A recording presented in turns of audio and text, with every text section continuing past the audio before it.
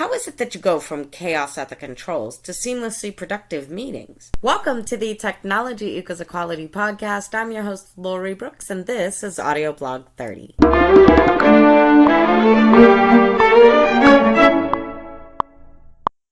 Hey, welcome back, Techie community, and thank you so much for joining me here for Audio Blog 30, How to Make Your Virtual Meetings Productive. If you are enjoying the show, don't forget to subscribe, like, and share. So, how is it that you go from chaos at the controls to seamlessly productive meetings? Listen in to learn the top 2 actions you need to take to make your next virtual meeting a complete success. Before we dive into virtual meetings, I want to be sure you had a chance to check out episode 85 from last week with Amanda Elise Love. Amanda spent years suffering from a mysterious illness affecting literally every aspect of her life. With patience and determination, Amanda found personal relief and is now sharing her program, The Fibro Fix, with any and all who are in need of relief and comfort. Be sure to take a moment to check out episode 85 if you haven't done so already. This week, we're discussing virtual meetings.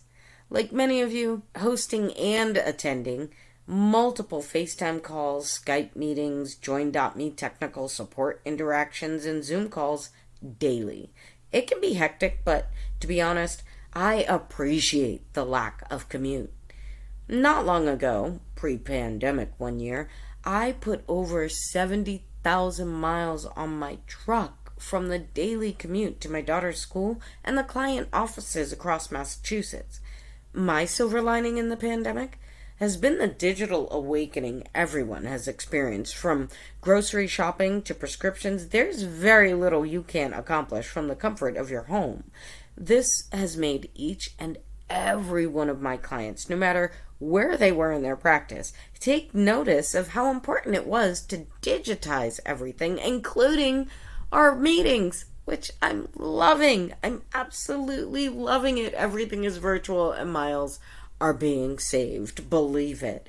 What I don't appreciate is the inability to feel productive in Zoom calls when the host is unfamiliar with presenting or the digital platform that they chose to present on. I think as adults, we've all become familiar with the occasional child or pet joining a virtual conversation, and this is not only normal, but should be completely acceptable at this point. I'm not referring to those curveball instances that life throws in our direction. I'm referring to moments similar to the Progressive commercial before Jamie goes into talking about disco snouts. You know, when you can hear multiple voices attempting to be heard over various background noises like vacuums or construction next door, or even a trash truck making neighborhood rounds. As a host of any gathering, respecting your attendees, prospects, or even your employees' time should definitely be at the top of your to-do list. Never take for granted attendance on any virtual meeting. Do you remember when the pandemic began and there were silly TikTok videos of classroom pranks? Reconnecting screens are the least of what was occurring in most meetings this spring. How do you go from spinning your wheels and wasting time in virtual group meetings to making significant progress and leaving each attendee feeling as though they comprehend the information provided as well as how they play a part in the progress of the project discussed? It's really quite simple, and you can literally boil it down to 2 words: prepare and engage. These 2 words can easily make your next virtual meeting a success. First, prepare. Prepare yourself, prepare your technology, and prepare your attendees. Prepare yourself first. Even if you know what you're going to present, practice reading through your material while using your software at least once prior to getting on the call. Create an agenda for each call you plan to conduct. This will allow you to maintain the direction of the call and ensure that you cover all of the topics you intended to. Create clear guidelines for your attendees. Let them know how you would like the call to flow and clarify how and when you would like attendees to actually participate in your call. Number 2, prepare your technology. Familiarize yourself with the platform functions and features. Edit the settings to mute all attendees upon entering the room to avoid interruptions during your presentation. Schedule a quick test call with a friend, family member, coach, or even an alternate device that you have laying around the house. Check your background. Is there anything over there in the back behind you in your space that's going to distract from the material you're trying to present? If so, remove it for the call. Set up a virtual background or switch your space. Do not allow for your space to distract from your presentation.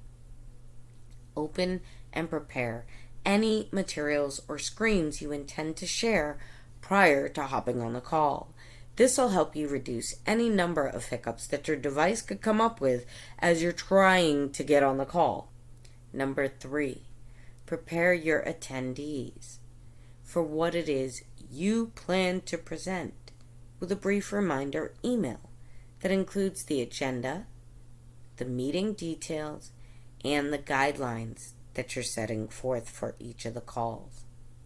Be sure to send a reminder email, including all of the call details, 2 or 3 times before your call begins. The first reminder email should be sent immediately after the attendee confirms they'll be in attendance. The second reminder should appear in their inbox a couple of days or the day before your call, and the final reminder should be sent within 1 hour of the scheduled call.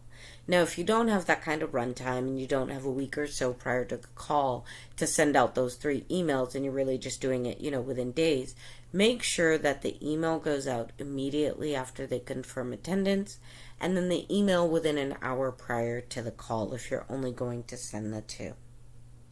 Take a moment before you begin your meeting to review the guidelines, the agenda, and the anticipated call flow with your attendees. So before you even jump into your material, your actual presentation, be sure that you review the guidelines. Make sure that everybody is on the same page before you begin. Next, engage. You've prepared for the call. Now you want to engage your audience. Yes, it is productive to have the lines muted when the host is presenting, but you don't want your attendees to become distracted or disengaged. Unlike traditional meetings in your office, each attendee is in a different environment with different neighbors, friends, or family members engaged in various different activities or scenarios. Break it up for them. Keep your attendees engaged by breaking up your presentation into speaking points of no more than 3 to 5 minutes, and then provide a 1 to 2 minute question and answer moment between each of the talking points.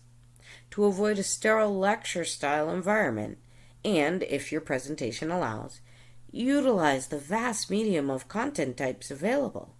Share an audio clip, a YouTube video, a meme, a tweet, or any other content relevant to the presentation material to break up the monotony. Number 2, platform features.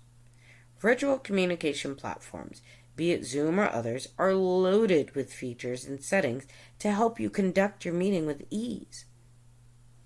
Check them out, review them, familiarize yourself before you plan to conduct the call. Request that your attendees use some of these features, such as the raise your hand function or the chat feature, to still participate and engage in the call despite the fact that they're not audibly interrupting your presentation flow. Number 3, create connections. This year has created distance for everyone, young and old. We are all adjusting to this new way of life as the pandemic continues to unfold. This is quite possibly the first time you're attempting to manage a remote team. Remember to foster the mental health of everyone you encounter, especially your team. Wrap up your call with a review of the information presented before opening up for a final Q&A session. Then, try to provide for some open line time at the end of your next meeting for networking opportunities and deeper discussions on the materials you presented. Now, if you host a recurring meeting, set the tone and save some time immediately. For recurring meetings, be sure to save your reminder email as a template. This will not only save you time, but also create a standard for all of your attendees to have familiarity with the meeting flow and the guidelines. 2 words, 2 actions: prepare and engage. Prepare, engage. Do that, and you will be a production powerhouse on your next virtual meeting. If you have any tips or tricks or ideas on how to make your next virtual meeting a success, be sure to let us know in the comments at technology-equality.com/audioblog30, or feel free to send us an email at info@technology-equality.com. I hope you're all continuing to stay safe and keep hand sanitizers and masks on you at all times. If you're looking for new mask designs, don't forget to check out the fall line of products in our store. We have masks, tech, home decor, and so much more at this point. That's it for this week, though. Thank you again for joining me. Do not forget to subscribe, like, and share if you are enjoying the show. This was audio blog number 30, but until our next episode, when we continue to hear the journey, find the pain, and create solutions, enjoy the week.